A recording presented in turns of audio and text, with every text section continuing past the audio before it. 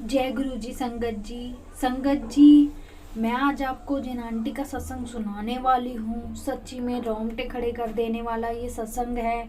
मैंने भी जब सुना तो मेरी आंखों में आंसू भी आ गए और मैं भी बहुत ज़्यादा परेशान भी हुई। बट लेकिन गुरु जी का जब साया हमारे ऊपर है तो फिर हमें परेशान होने की ज़रूरत ही नहीं है, बिल्कुल भी। तो चलिए, समय को ना गवाते हुए मैं आपको सत्संग सुनाती हूँ। आंटी जी थोड़ा मतलब उस टाइम पे पंडितों पे विश्वास रखती थी। उन्होंने बताया कि वो किसी पंडित को मानते थे और उन पंडित ने आंटी जी को बोला कि इस साल में और इस समय में आपके बेटे का एक्सीडेंट होने वाला है। आपकी घर के ऊपर और आपके बेटे के ऊपर बहुत बड़ी विपदा आने वाली है, बहुत ज़्यादा परेशानी आने वाली है।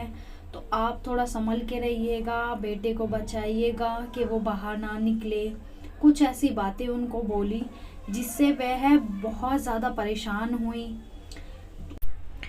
उनको भरोसा था उनकी बातों पे, बट लेकिन फिर भी हमारे मन में ऐसा भी रहता है कहीं ना कहीं कि क्या पता ये हमसे पैसे ऐंठने के लिए या फिर कुछ और करने के लिए ये हमारे को झूठ बोल रहे हैं, या मतलब बहुत सारी दुविधा रहती है उस टाइम माइंड में। समझने में कुछ भी समझ नहीं आता ऐसे, जब अगर कोई हमें कुछ ऐसा बोल दे जिससे मतलब हमें लगे कि हमारी ज़िंदगी में बहुत ज़्यादा हम डर जाते हैं उन चीज़ों को लेके, और वो भी किसी अपने के लिए। जब हमें कोई ऐसे कुछ बोले तो हमारे को थोड़ा समझने में, उन चीज़ों को रिएक्ट करने में थोड़ा टाइम लगता है। ऐसा ही कुछ आंटी जी के साथ हुआ। उनको थोड़ा समझने में टाइम लगा।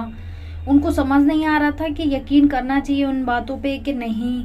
उस टाइम तक वो गुरुजी से नहीं जुड़े थे, बट गुरुजी की उन्होंने स्वरूप देखा था। उन्होंने पहले कुछ स्वरूप देखे थे और बट लेकिन उन्होंने जाना शुरू नहीं किया था।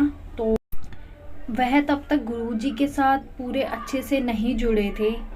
तभी उनके पास उनके कोई जान पहचान वाले थे आंटी। उनका एक दिन फ़ोन आता है और वह बोलती हैं कि मैंने ऐसे ऐसे आपके बेटे का एक्सीडेंट होते देखा है इस जगह पर, और ये ऐसे बाइक थी यहाँ पे, कुछ कुछ मतलब ऐसी चीज़ें बताई जिन जो उन आंटी के मतलब घर के आसपास ऐसी जगह थी, बाइक थी, ये सब चीज़ें जो मिल रही थी, मैच हो रही थी उनके सपने से।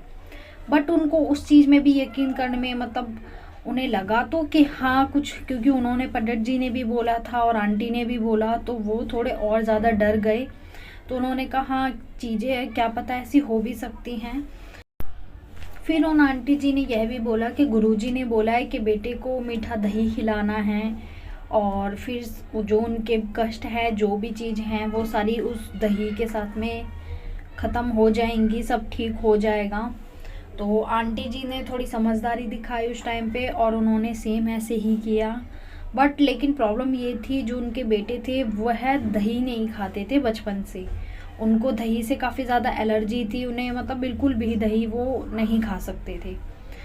फिर टाइम आया, उन्होंने बेटे को दही खाने के लिए बोला, उन्होंने काफ़ी मना किया, नहीं खाया गया। मतलब उनको खिलाना इतना बड़ा वैसा डिफ़िकल्ट काम था कि उन्होंने बहुत टाइम लगा, रोने लगे, नहीं हो पा रहा था। मतलब बिल्कुल जितना वह बड़ा कष्ट था उतना ही बड़ा डिफ़िकल्ट था उनको वो दही खिलाना। बट लेकिन उनका कष्ट उस दही के साथ में निकलना था, तो खिलाना ज़रूरी था। उन्होंने अपने बेटे को वो दही खिलाया फाइनली, और उनको लगा कि ठीक है अब सब कुछ ठीक हो गया, और ऐसा ही हुआ। गुरुजी ने उनका सारा कष्ट, जो भी थे कष्ट उनके और उनके बेटे के, सारे उस दही पर निकल गए और सब कुछ अच्छा हुआ। जय गुरुजी, शुक्राना गुरुजी, जय गुरुजी, शुक्राना गुरुजी। गुरुजी की इतनी कृपा हम सब पर और उनके ऊपर कि जो भी उनके ऊपर इतनी ज़्यादा विपदा आनी थी, कष्ट आना था, वो सारा कट चुका था। संगत जी, ऐसा भी होता है कि कभी कभी डायरेक्ट गुरुजी हमें कुछ चीज़ें ना बताकर किसी के द्वारा हमारे को संदेश भिजवाते हैं और बताते हैं कि उन्होंने हमारे ऊपर कितना बड़ा कष्ट आने से हमें बचा लिया। ऐसे मैंने बहुत सत्संग देखे हैं, बहुत सारी संगत ने यह चीज़ें स्वीकारी हैं, बताई हैं कि गुरुजी डायरेक्ट कभी कभी हमारे को ना चीज़ें बता के समझा के किसी के द्वारा हमें मतलब बुलवाते हैं या उनके द्वारा हमें समझाते हैं कि ऐसा होने वाला है और उन्होंने हमारा कितना बड़ा कष्ट काट दिया है। तो बस यही है, गुरुजी का हर पल आप लोग और हम सभी संगत गुरुजी का शुक्राना करें, कहे दिल से, क्योंकि गुरुजी हमारा जितना साथ देते हैं पल पल छोटी छोटी चीज़ों में, उतना उतना शायद ही कोई साथ दे सकता है। तो हर पल के साथ हमें गुरुजी का शुक्राना करना चाहिए। जय गुरुजी, शुक्राना गुरुजी, जय गुरुजी, शुक्राना गुरुजी। संगत जी, ये बात बिल्कुल सत्य है कि हम अपने माता पिता का कभी कर्ज नहीं चुका सकते, और गुरुजी भी हमारे पिता सभी के समान हैं कि हम उनका भी कर्जा कभी कभी नहीं उतार सकते, क्योंकि इतना जो प्यार और उन्होंने अपना आशीर्वाद और हम सभी संगत को ब्लेसिंग्स दी है, वो हम कभी भी किसी जन्म में वो उनको रिटर्न नहीं दे सकते। तो बस इसीलिए सब मेरे साथ बोलिए आप लोग भी, जय गुरुजी, शुक्राना गुरुजी, जय गुरुजी, शुक्राना गुरुजी।